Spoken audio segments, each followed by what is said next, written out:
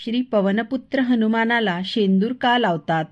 अद्भुत रामायणाच्या एका कथेनुसार एकदा जगतमाता जानकी सीता आपल्या भंगामध्ये शेंदूर लावत होती. त्यावेळी हनुमान आले आणि सीतामातेला शेंदूर लावताना पाहून म्हणाले, माता, हा लाल द्रव्य आहे ते काय आहे? ते लावल्याने काय होते? हनुमानाचा प्रश्न ऐकून सीतामाता काही क्षण गप्प बसली. नंतर म्हणाली, हा शेंदूर आहे. हे लावल्याने प्रभू श्रीराम यांचे आयुष्य वाढेल आणि ते नेहमी माझ्यावर प्रसन्न राहतील.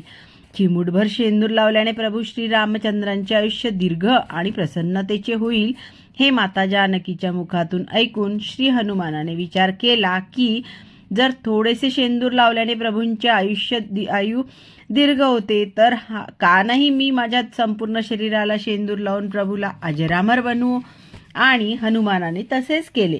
संपूर्ण शरीराला शेंदूर लावून ते दरबारात पोहोचले आणि श्रीरामाला म्हटले, प्रभू प्रसन्न रहा. हनुमानाच्या अंगावरील शेंदूर पाहून श्रीराम हसू लागले व म्हणाले, वत्सा, ही काय अवस्था बनवली आहे?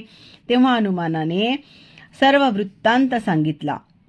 सर्व ऐकून श्रीराम अत्यंत प्रसन्न झाले आणि म्हणाले, वत्सा, तुझ्यासारखा माझा भक्त दुसरा कोणी नाही. त्यानंतर त्यांनी हनुमानाला अमरत्व प्रदान केले. तेव्हापासून हनुमानावर शेंदूर चढवला जातो.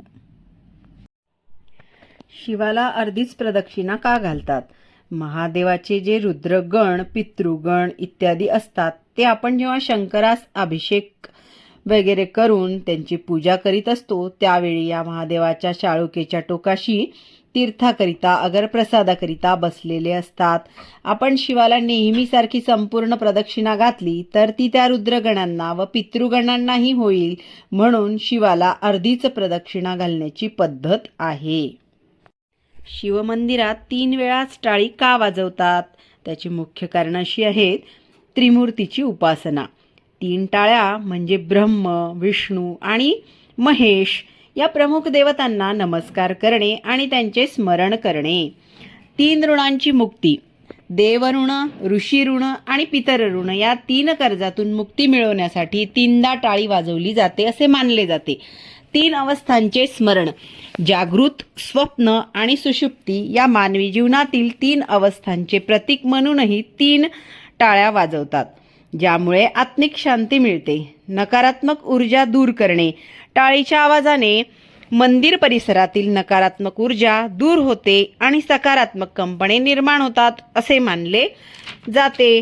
भक्ती आणि एकाग्रता. हे कृत्य भक्ताची एकाग्रता वाढवते आणि देवासोबत भावनिक जोड निर्माण करण्यास मदत करते असेही म्हटले जाते.